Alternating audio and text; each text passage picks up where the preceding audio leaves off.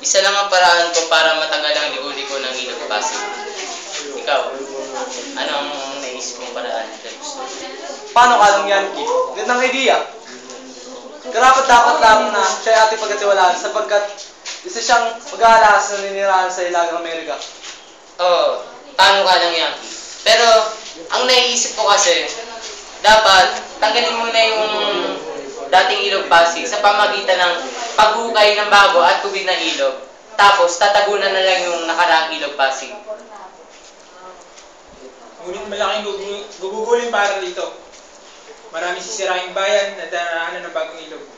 Hindi ba isang kapinsalaan lamang ito? Hindi ganun yung Don Custodio. Kasi, kung sisirahan natin yung bayan at yun ang tanging solusyon, bakit hindi? Di ba? Tapos, saka na lang natin itindihin yung mga mamamayan na andun.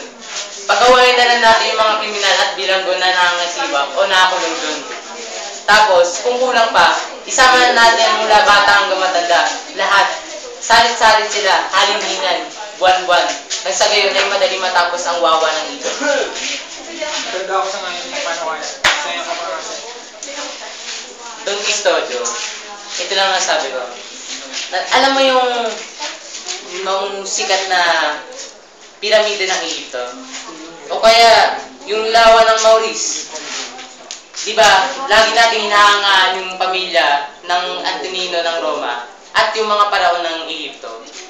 Sa ngayon kasi, tanging mga malalakas lang ang mananatiling buhay at binibigyan katulad sa mundo nito. At yung mga patay, nananatiling patay. Cut!